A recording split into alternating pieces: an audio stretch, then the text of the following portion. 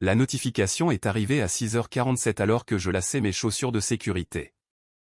Mon téléphone a vibré 2 fois sur le comptoir de la cuisine. Je l'ai pris en m'attendant à un changement d'horaire ou peut-être à une alerte météo, mais à la place, j'ai reçu un SMS de ma femme qui a bouleversé toute ma matinée, changement de programme. Tu restes à la maison. Les enfants veulent leur père biologique pour le voyage aux États-Unis. C'est Denis qui vient à ta place. J'ai relu le message 3 fois. Les mêmes mots à chaque lecture. Pas d'excuses, pas d'explications, juste une décision imposée comme si j'étais un employé que l'on réaffectait. J'ai posé le téléphone sur le comptoir et j'ai fixé la cafetière. Le voyant rouge clignotait, régulier et patient. Mes mains étaient calmes, ce qui m'a surpris. J'ai versé du café dans mon thermos et je me suis assis à la table de la cuisine, cette même table où nous avions planifié ce voyage il y a 6 mois, où j'avais entouré des dates sur le calendrier et calculé les coûts, où je m'étais inscrit pour des heures supplémentaires afin de payer les vols que je venais de régler la semaine dernière. Des vols qui, apparemment, ne m'incluaient plus.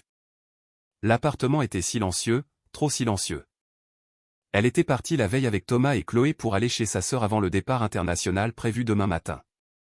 Ils partiraient pour 2 semaines, visitant des musées, mangeant dans des cafés et prenant des photos devant des monuments historiques. J'avais tellement hâte d'y être. Plus maintenant. J'ai ouvert mon application bancaire et regardé nos comptes. Le compte joint affichait le budget voyage presque vide après l'achat des billets, 3 billets à 1 900 € chacun. Mon compte épargne, lui, contenait l'argent de secours que je mettais de côté depuis 5 ans, intouché par quiconque sauf moi. J'ai ouvert mes emails et trouvé les confirmations de vol. Tous les billets achetés avec ma carte bleue. Mon nom sur la facture. Son nom sur la liste des passagers. Les noms de ses enfants sur la liste. Et Denis Morel sur la liste des passagers. Je n'avais jamais rencontré Denis. Il était parti bien avant que j'entre dans le tableau et n'avait réapparu qu'il y a 6 mois à la remise des diplômes du bac de Thomas, tout sourire et tape dans le dos comme s'il avait toujours été là. Ma femme avait appelé ça tourner la page. Moi, j'appelais ça par son vrai nom, mais j'étais trop poli pour le dire à voix haute. Je me suis levé et j'ai marché jusqu'à la fenêtre. Le parking en bas se remplissait de gens partant au travail. Un mardi matin normal. Tout le monde avait un endroit où aller. J'avais un poste à l'atelier de céramique industrielle qui commençait dans 40 minutes. Production de carrelage, salaire stable, rien de glamour. J'avais pris ce boulot il y a 8 ans quand nous avions besoin d'un revenu fiable, quand ses enfants avaient besoin de fournitures scolaires, de manteaux d'hiver et de quelqu'un pour réparer la voiture. J'ai sorti mon ordinateur portable et ouvert mes favoris. J'ai toujours été organisé avec les finances depuis que mon père m'avait appris à tenir des comptes. Chaque paiement, chaque reçu, chaque prélèvement automatique, j'avais un dossier intitulé « Dépenses du ménage ». Je l'ai ouvert. 8 ans de documentation. Le loyer, entièrement débité de mon compte. Les factures d'électricité et de gaz, mon nom, mes paiements. L'assurance auto de sa voiture, ma carte. Les forfaits mobiles des enfants, mon compte. Les services de streaming, les box mensuelles, les abonnements à la salle de sport que je n'utilisais pas. Tout remontait à la même source, moi. J'ai fait une liste, non pas parce que j'étais en colère, mais parce que j'avais besoin de le voir écrit noir sur blanc, besoin de confirmer ce que je savais déjà. Quand j'ai fini, j'ai compté 42 dépenses mensuelles récurrentes que je couvrais seul. 42. Mon téléphone a vibré à nouveau. Un autre SMS d'elle, ne sois pas fâché. Denis veut tisser des liens avec ses enfants. Tu comprends? J'ai tapé 5 réponses différentes. Je les ai toutes effacées. Finalement, j'ai juste répondu « Bon voyage ». Je n'ai rien ajouté d'autre. Pas de questions, pas d'arguments, juste 2 mots. Ensuite, j'ai appelé mon chef d'équipe et je lui ai dit que j'avais besoin de ma journée pour une urgence familiale. Il n'a pas posé de questions. Je me suis rassis à la table de la cuisine avec mon ordinateur, mon téléphone et chaque document sauvegardé au fil des ans. Je n'allais pas crier. Je n'allais pas supplier. J'allais faire ce que j'aurais dû faire la première fois que je me suis senti comme un portefeuille sur pattes. J'allais gérer ça comme on gère tout ce qui a été construit sur de mauvaises fondations, soigneusement, méthodiquement et complètement. Le café dans mon thermos avait refroidi le temps que je termine les 3 premiers appels. Je n'ai pas remarqué. J'en avais 12 autres à passer avant le déjeuner. Le premier appel était pour la banque. J'ai expliqué que je devais retirer une procuration de mon compte. Le conseiller a demandé s'il y avait un problème. Aucun problème, ai-je dit, je simplifie juste les choses. Elle a été retirée du compte en 4 minutes. J'ai remercié et raccroché. Deuxième appel, les services de streaming, Netflix, Disney+, Spotify Famille. J'ai tout résilié debout devant la fenêtre de la cuisine, regardant les voitures quitter le parking. Les scripts du service client étaient tous les mêmes, pouvons-nous savoir pourquoi vous résiliez aujourd'hui? Juste des économies, disais-je à chaque fois. Au 5e appel, je suis passé au forfait téléphonique. 3 lignes sous mon nom, la mienne, la sienne et celle de Chloé. L'opérateur m'a expliqué que je pouvais suspendre les 2 autres lignes au lieu de les résilier si je le souhaitais. Non, ai-je dit, résiliez-les. Juste pour confirmer, cela coupera le service immédiatement? C'est exact, monsieur. J'ai rouvert ma liste et continué. L'assurance auto de son véhicule, celle que je payais depuis que sa transmission avait lâché il y a 3 ans. J'ai appelé l'assureur directement. Il me connaissait par mon nom. Salut, je dois retirer un véhicule de mon contrat. Il a dit, pas de souci. Lequel? La Mazda. Il y a eu un silence. C'est la voiture de ta femme, non? Tu es sûr? Certain. D'accord. Je traite ça aujourd'hui. Elle devra prendre sa propre assurance si elle veut continuer à rouler. Je comprends. Il n'a pas insisté. On se connaissait depuis le lycée. Il a juste dit qu'il m'enverrait la confirmation par mail et a raccroché. Je suis allé dans la chambre et j'ai ouvert le placard. Mes vêtements occupaient peut-être un tiers de l'espace. Le reste était à elle. Des robes qu'elle avait achetées pour des dîners que j'avais payés. Des chaussures qui coûtaient plus cher que mes bottes de travail. Je n'ai touché à rien. Je suis resté là à regarder combien de place j'avais cédé sans m'en rendre compte. Mon ordinateur portable était toujours ouvert sur la table de la cuisine quand je suis revenu. J'ai sorti le bail de l'appartement. Mon nom, ma signature. La sienne n'y était nulle part. J'avais signé ce bail il y a 5 ans quand nous avons emménagé ensemble, à l'époque où elle disait que son dossier de crédit n'était pas génial et m'avait demandé si ça me dérangeait de gérer ça seule. Ça me dérangeait. J'avais juste été trop bête pour le dire à voix haute. J'ai appelé l'agence immobilière. La gestionnaire, Elodie, a répondu à la 2e sonnerie. Je dois discuter de mon bail, ai-je dit. Bien sûr, qu'est-ce qui se passe? Je prévois de libérer les lieux plus tôt. Quelle est la procédure? Elle a consulté mon dossier. Vous êtes à jour jusqu'à la fin du mois prochain. Si vous donnez votre préavis maintenant, nous pouvons commencer les visites. Vous êtes muté pour le travail? Quelque chose comme ça. Je vous envoie le formulaire de préavis par mail. Dès que vous signez, nous le mettrons sur le marché immédiatement. La demande est forte en ce moment, ça ne devrait pas être long à louer. Je l'ai remercié et j'ai ouvert l'email avant même d'avoir raccroché. Signature numérique. Renvoyé. Mon téléphone a vibré. Un SMS de Thomas, mec, mon téléphone vient de couper. Il s'est passé quoi? J'ai répondu, le forfait était à mon nom. Tu devras prendre le tien. 3 petits points sont apparus, puis ont disparu, puis sont réapparus.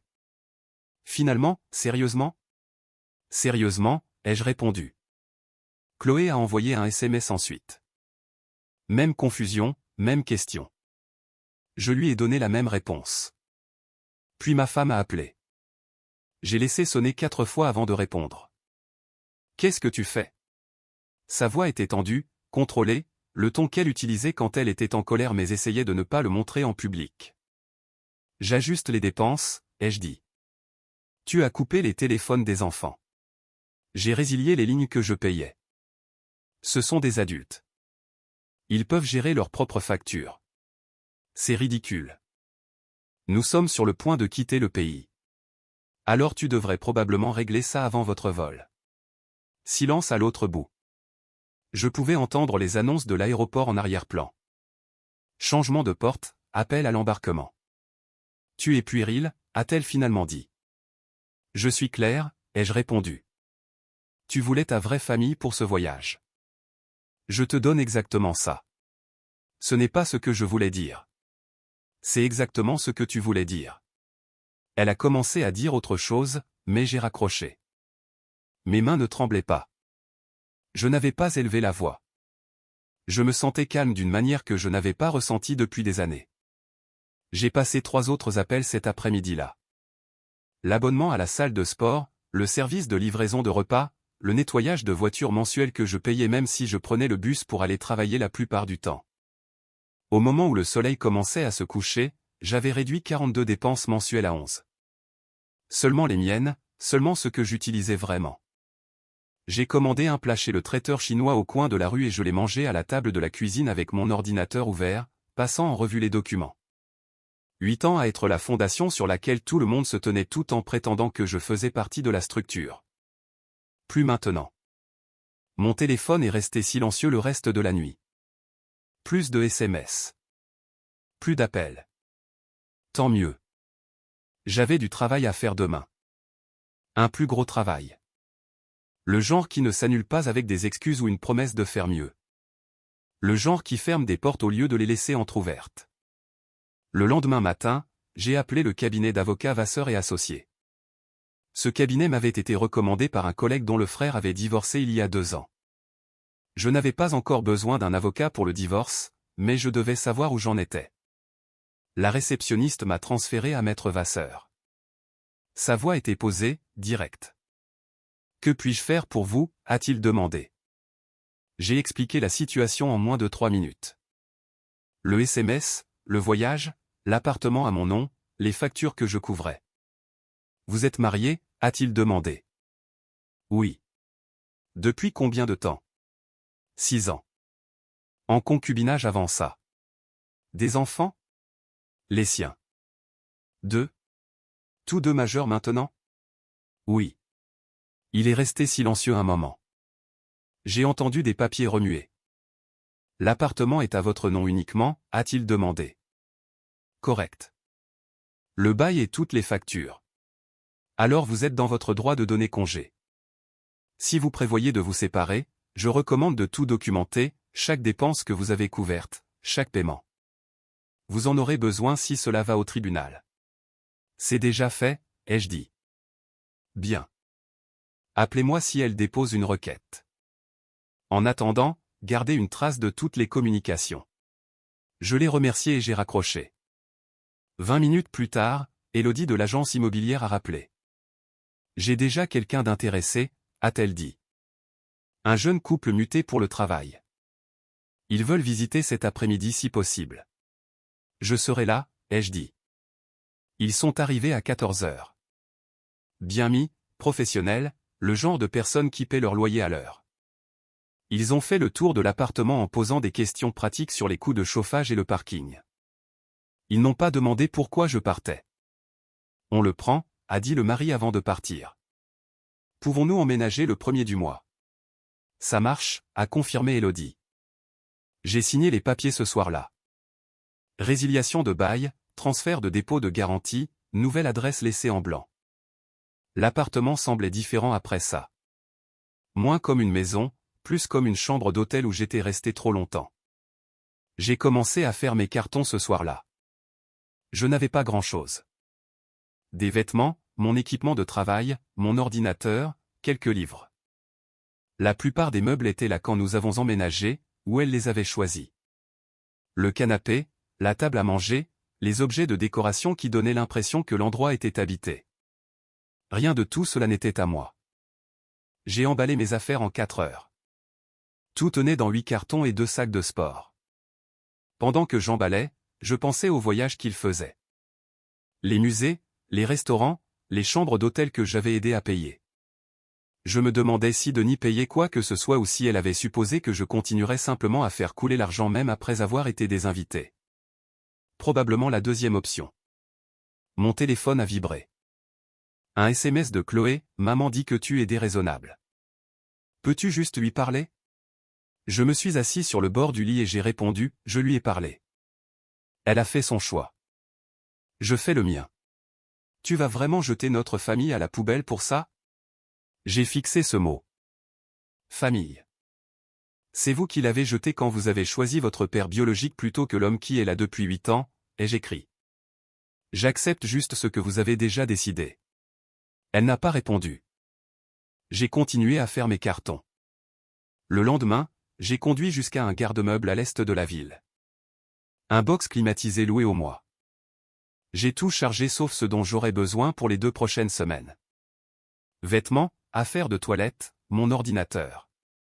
Quand j'ai fermé la porte du box, je me suis senti plus léger. Je me suis arrêté à la poste sur le chemin du retour et j'ai mis en place une réexpédition de courrier. Pas vers un autre appartement, mais vers une boîte postale dans une ville à 3 départements de là, un endroit industriel que j'avais repéré la veille. Petite ville, coût de la vie bas, emploi manufacturier disponible. J'avais travaillé dans la céramique pendant 8 ans, je pouvais trouver quelque chose de similaire n'importe où. De retour à l'appartement, je me suis assis à la table de la cuisine une dernière fois. La même table où j'avais planifié un voyage que je ne ferais jamais. Où je m'étais inscrit pour des heures sup pour couvrir des dépenses qui n'étaient jamais vraiment les nôtres. J'ai ouvert mon ordinateur et vérifié mon compte bancaire. Mon épargne avait à peine été touchée. Le compte chèque joint était presque vide, mais cela n'avait plus d'importance. J'ai viré ce qu'il restait sur mon compte personnel et j'ai clôturé le compte joint entièrement. Mon téléphone a sonné. Son nom sur l'écran. J'ai répondu. La banque m'a appelé, a-t-elle dit. Pas de bonjour, pas de salutation. Tu as fermé notre compte. J'ai fermé mon compte, ai-je corrigé. Tu es libre d'ouvrir le tien. C'est de la folie. Nous sommes mariés. Nous l'étions, ai-je dit. Passé composé. Tu recevras les papiers à ton retour. Papiers? Papiers du divorce? Maître Vasseur s'en occupe. Silence. Puis sa voix est revenue, différente maintenant. Tremblante. Tu es sérieux? Complètement. Où vas-tu aller? Ce n'est plus ton problème. Tu ne peux pas juste partir. Je ne peux pas, ai-je dit. Eh bien, je le fais. L'appartement est déjà loué à quelqu'un d'autre. Tu as 2 semaines pour trouver où tu vas loger quand tu rentreras.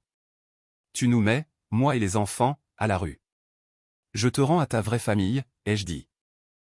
Denis peut t'aider. C'est ce que font les pères. J'ai raccroché avant qu'elle ne puisse répondre. L'appartement était de nouveau silencieux. J'ai regardé autour de moi une dernière fois. La cuisine, où j'avais préparé le petit déjeuner pour des gens qui me voyaient comme un chéquier.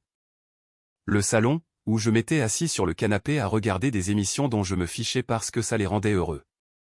La chambre, où je m'étais convaincu qu'être utilisé était la même chose qu'être aimé. Demain, je rendrai mes clés. Ce soir, je dormirai mieux que je ne l'avais fait depuis des années. 2 semaines se sont écoulées en silence. J'avais déjà déménagé dans ma nouvelle ville au moment où leur avion atterrissait. Une petite chambre meublée au-dessus d'une quincaillerie, loyer bon marché, à distance de marche de l'usine Bishop Manufacturing, où j'avais décroché un emploi commençant lundi. Même travail, bâtiment différent, meilleur salaire. Je ne lui avais pas dit où j'étais. Je ne l'avais dit à personne. Le premier signe que les choses s'effondraient est venu des réseaux sociaux de Thomas. Il a posté une photo à l'aéroport avec la légende Home Sweet Home et 3 émojis au visage confus. Je n'ai pas aimé. Je n'ai pas commenté. J'ai juste regardé. 1 heure plus tard, Chloé a posté depuis le parking, pourquoi il y a un camion de déménagement devant notre immeuble?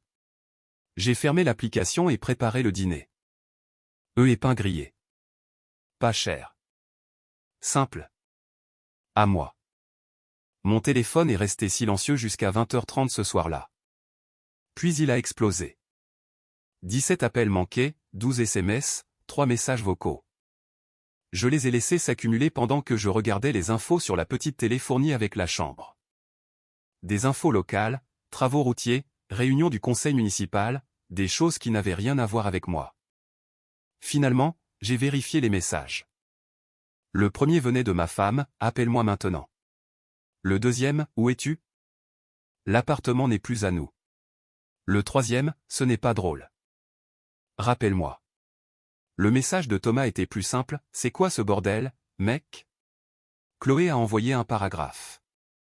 Je n'ai pas lu au-delà de la première ligne, je n'arrive pas à croire que tu nous fasses ça.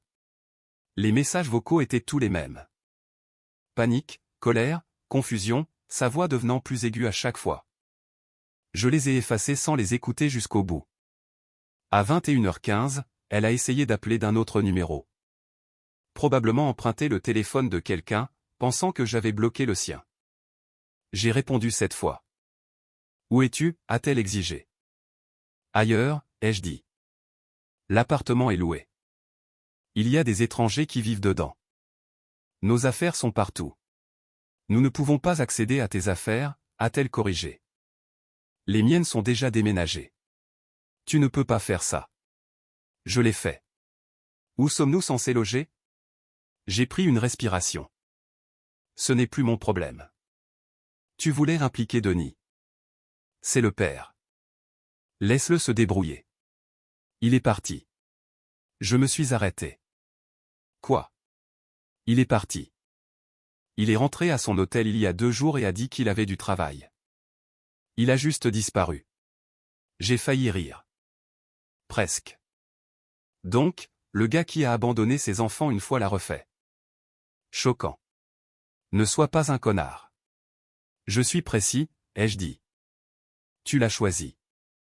Tu voulais l'article authentique. Eh bien, tu l'as eu. Nous sommes chez Sylvie en ce moment. Sa sœur. Nous ne pouvons pas rester ici longtemps. Elle n'a pas de place. Appelle Denis. Dis-lui que tu as besoin d'aide. Son téléphone tombe directement sur messagerie. Alors je suppose que tu devras trouver autre chose. Tu vas vraiment faire ça? Nous laisser sans rien. Tu as exactement ce que tu avais avant moi, ai-je dit. Denis, tes choix et vous avez les uns les autres. Je ne finance juste plus tout ça. Elle a commencé à pleurer, pas le genre sincère, le genre frustré qu'elle utilisait quand elle n'obtenait pas ce qu'elle voulait. S'il te plaît, a-t-elle dit, parle-moi juste. On peut arranger ça. Il n'y a rien à arranger. Tu m'as dit que je ne faisais pas partie de ta vraie famille. Je ne voulais pas dire ça comme ça. Tu voulais dire exactement ça. J'ai raccroché. 5 minutes plus tard, Thomas a envoyé un SMS, maman pète les plombs. Elle dit que tu as tout pris. J'ai répondu, j'ai pris ce qui était à moi. Tout le reste est encore là. L'appartement est parti. L'appartement était à mon nom. Je ne paie pas de loyer pour des gens qui ne veulent pas de moi. Où on est censé vivre? Ça regarde toi, ta mère et ton père. Le biologique. Il n'a pas répondu. Chloé a essayé d'appeler 1 heure plus tard. Je n'ai pas répondu. Elle a laissé un message vocal. Je ne l'ai pas écouté. Vers minuit, mon téléphone est finalement devenu silencieux. Je me suis assis dans la petite chambre avec la fenêtre ouverte, écoutant le bruit de la ville qui s'installait pour la nuit. La circulation lointaine, un chien qui aboie quelque part, le bourdonnement du lampadaire dehors. Je pensais à eux entassés dans l'appartement de Sylvie, se disputant probablement pour savoir à qui la faute, essayant probablement de joindre Denis, n'obtenant rien d'autre que sa messagerie. Je pensais au voyage qu'ils venaient de faire, aux photos qu'ils avaient postées, au musée, au café et au vieux bâtiment que j'avais aidé à payer. Je pensais au SMS qui avait tout déclenché, les enfants veulent leur père biologique. Ils l'ont eu et maintenant ils comprenaient exactement ce que cela signifiait. J'ai éteint mon téléphone, je l'ai mis à charger et je suis allé me coucher. Demain, je commençais mon nouveau travail. Nouvelle ville, nouvelle routine, nouvelle vie. Pas de regard en arrière, pas d'exception, pas de regret. 3 semaines après le début de mon nouveau travail, j'ai reçu un email de Maître Vasseur. Objet, avis juridique reçu. Elle avait déposé une requête pour contester la résiliation de l'appartement et exiger que je couvre les frais de logement temporaire.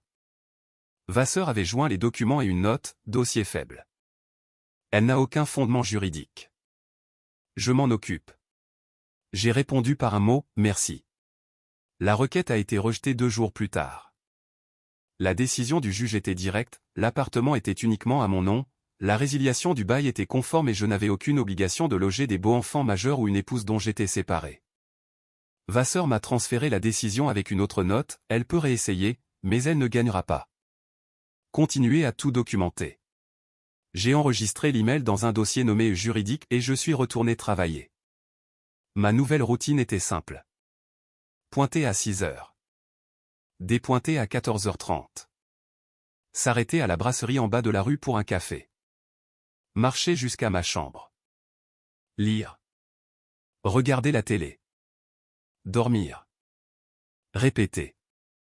Personne ici ne connaissait mon histoire. Personne ne demandait pourquoi j'avais déménagé ici ou d'où je venais.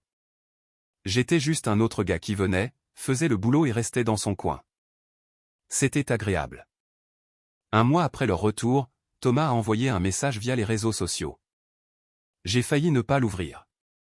Je comprends pourquoi tu es énervé que ça ait commencé, mais ça nous affecte tous. Maman a dû prendre un job dans un centre d'appel. Chloé dort sur des canapés à droite à gauche. On a dû vendre des trucs juste pour payer le loyer d'un endroit pourri. Denis ne répond à personne.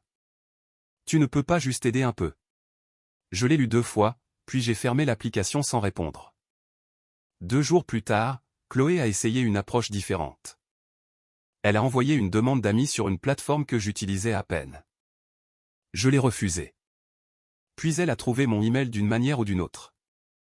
Je n'ai jamais voulu que ça arrive, a-t-elle écrit. Je pensais qu'avoir mon père là serait sympa. Je ne pensais pas que tu partirais vraiment.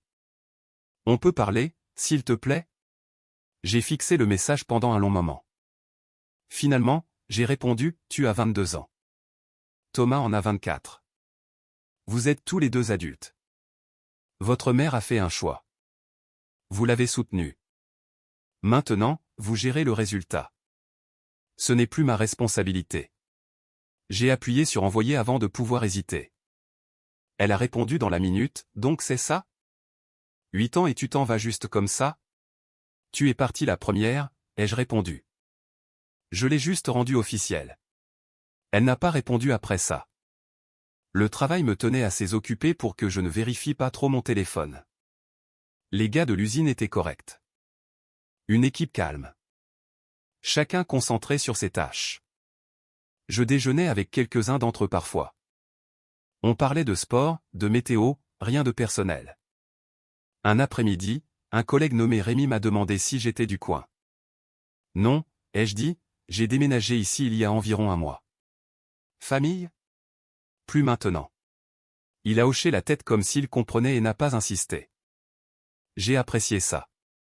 6 semaines plus tard, ma future ex-femme a envoyé un dernier message. Celui-ci était plus long, plus désespéré.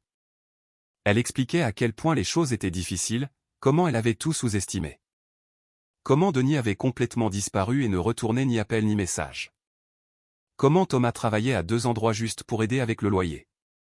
Comment Chloé avait dû abandonner un cours parce qu'elle ne pouvait pas payer les livres. J'ai fait une erreur, écrivait-elle. Je pensais qu'avoir Denis la rendrait les enfants heureux. Je n'ai pas réalisé ce que je perdais. Peut-on s'il te plaît juste parler de ça? Tu me manques. Tu nous manques à tous. J'ai enregistré le message dans le dossier juridique et je n'ai pas répondu. Maître Vasseur a appelé une semaine plus tard. Elle tente la médiation maintenant, a-t-il dit. Elle veut négocier un accord. Pourquoi, ai-je demandé. Pension alimentaire, soutien temporaire. Elle invoque des difficultés financières. Combien de temps avons-nous été légalement mariés? 6 ans. Et j'ai payé pour tout pendant tout ce temps selon vos dossiers. Oui. Alors à quoi a-t-elle droit? Très peu. Peut-être un petit montant temporaire, mais vu les circonstances et la durée, je dirais qu'on peut réduire ça à rien. Faites ça, ai-je dit. La médiation a duré 30 minutes. Vasseur l'a gérée par visioconférence pendant que j'étais au travail. Quand je suis rentré dans ma chambre ce soir-là, il m'avait envoyé un résumé. Elle avait demandé 2000 € par mois. Le médiateur a proposé 500. Vasseur a contre-proposé 0. Ils se sont mis d'accord sur rien. Affaire classée. Son email disait, le divorce sera prononcé dans 60 jours. J'ai transféré l'email dans mon dossier juridique et j'ai préparé le dîner. Riz, poulet, légumes, nourriture simple, ma nourriture. Cette nuit-là, je me suis assis près de la fenêtre et j'ai regardé la rue calme en bas. Quelques voitures passaient. Les lampadaires s'allumaient alors que le soleil se couchait. Je pensais au SMS qui avait tout commencé. Celui qui était arrivé à 6h47 alors que je lassais mes chaussures. Je pensais au choix qu'elle avait fait, au choix qu'ils avaient tous fait, et je pensais à la vie que je construisais maintenant. Petite, calme, à moi. Pas de dette, pas de drame, personne qui ne prenait de moi tout en prétendant que c'était de l'amour. Quelque part à l'autre bout de la région, il découvrait à quoi ressemblait la vie sans quelqu'un pour payer la note. Thomas travaillant 2 jobs. Chloé squattant des canapés. Mon ex dans un centre d'appel, se demandant probablement comment tout s'est effondré si vite. Denis, où qu'il soit, avait prouvé exactement qui il avait toujours été. Et moi, j'étais exactement là où je devais être, libre. Des mois après mon départ, j'étais assis dans la salle de pause de l'usine quand mon téléphone a vibré avec un numéro inconnu. J'ai failli ne pas répondre, mais quelque chose m'a dit de décrocher. Allô, c'est toi. Une voix de femme, pas mon ex-femme. Plus âgée, fatiguée. Qui demande? C'est Sylvie, la sœur de ta femme. J'ai posé mon café. Qu'est-ce qu'il vous faut? J'ai besoin que tu saches ce que tu as fait, a-t-elle dit. Sa voix avait un côté tranchant, accusateur. Il s'effondre. Ma sœur travaille 60 heures par semaine dans ce centre d'appel et peut à peine payer l'épicerie. Les enfants galèrent. Thomas a dû abandonner sa formation parce qu'il ne pouvait pas la payer tout en aidant pour le loyer. Chloé dort chez des amis parce qu'ils ne peuvent pas se payer un 2 pièces. Je l'ai laissé finir. Vous avez fini, ai-je demandé. Tu t'en fiches? Je m'en suis soucié pendant 8 ans, ai-je dit. J'ai tout payé, pris des heures sup, couvert les urgences, signé mon nom sur des baux et des prêts et des factures, et à la seconde où ils ont décidé qu'ils voulaient leur père biologique au lieu de moi, je suis devenu jetable. Alors non, Sylvie, je ne m'en soucie plus. Elle a fait une erreur. Elle a fait un choix. Il y a une différence. Denis ne veut même pas leur parler, a continué Sylvie. Il a bloqué leur numéro. Ne répond pas aux emails. Thomas a essayé de se pointer à son travail et la sécurité l'a escorté dehors. Cet homme est un lâche. Je suis d'accord, ai-je dit. Mais ce n'est pas mon problème. Il le voulait lui. Ils ont eu exactement qui il est. Tu les punis. Je ne punis personne. Je ne les sauve juste plus. Elle est restée silencieuse un moment. J'entendais sa respiration à l'autre bout, essayant de se composer. Ma sœur pleure tous les soirs, a finalement dit Sylvie. Elle sait qu'elle a merdé. Elle est désolée. Alors elle peut vivre avec ça. Tu es froid. Je suis clair, ai-je corrigé. J'ai passé 8 ans à être chaleureux, arrangeant et généreux. Ça m'a valu un SMS me désinvitant d'un voyage que j'ai payé. Alors oui, j'ai fini d'être chaleureux. Sylvie a raccroché sans un autre mot. J'ai fini mon café et je suis retourné travailler. Ce soir-là, j'ai reçu un email, pas de mon ex-femme, de Chloé. L'objet était « Je suis désolé ». Je l'ai ouvert. Je sais que tu ne liras probablement pas ça, commençait-il, mais je dois le dire quand même. J'ai été stupide. Je me suis laissé emporter par l'idée d'avoir mon père dans le coin. Il était parti depuis si longtemps, et quand il s'est montré à la remise des diplômes, on aurait dit que peut-être les choses pouvaient être différentes, comme s'il avait changé. Il n'a pas changé. Il est reparti 2 jours après notre retour. A dit à maman qu'il avait des engagements pro et s'est juste volatilisé. Son téléphone est coupé maintenant. On ne peut pas le joindre. C'est comme s'il n'avait jamais été là. Thomas et moi avons beaucoup parlé de ce qui s'est passé. On réalise tous les deux maintenant ce que tu as fait pour nous. Les trucs que tu payais, la stabilité que tu nous donnais. On l'a pris pour acquis parce que c'était toujours juste là. On n'a pas compris que tu étais la raison pour laquelle c'était là. Maman est une épave.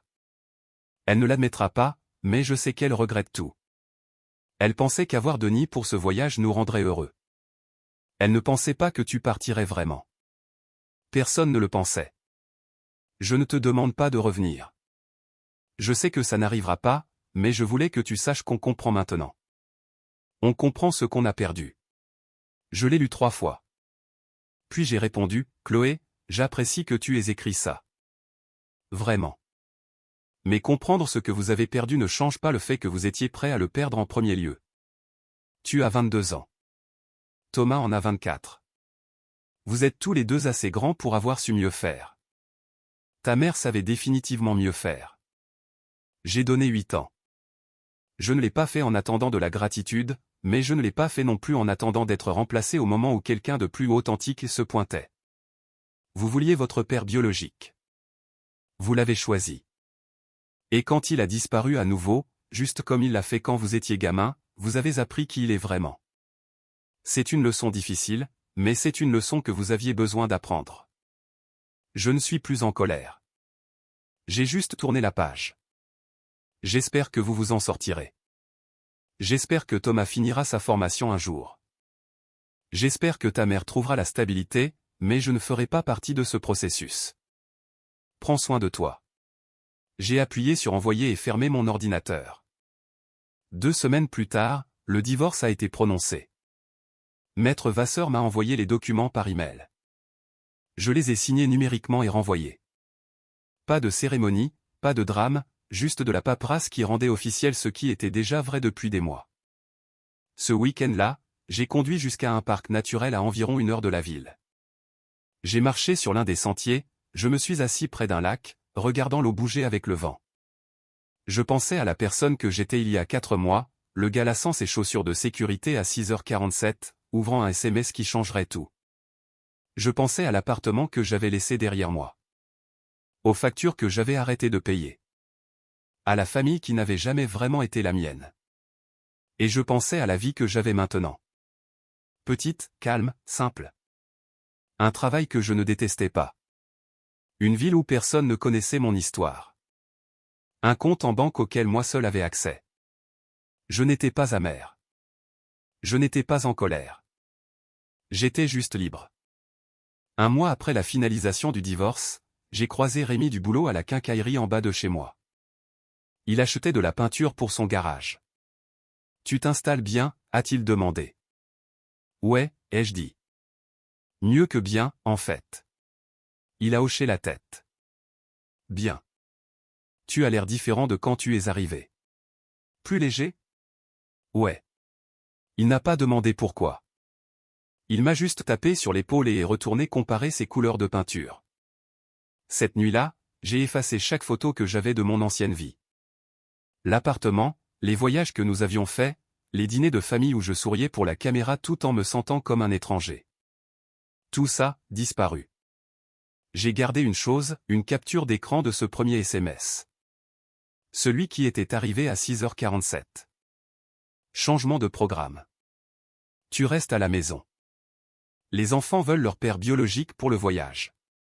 Je l'ai gardé comme un rappel, non pas de ce que j'avais perdu, mais de ce que j'avais gagné en partant.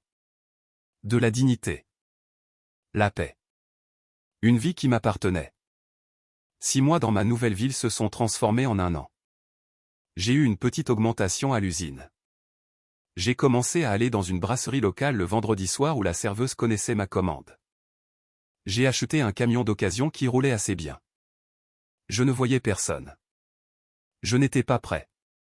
Peut-être pas avant un moment. Mais j'étais d'accord avec ça. J'avais passé 8 ans à construire des fondations pour des gens qui me voyaient comme temporaire. Maintenant, je construisais quelque chose de permanent juste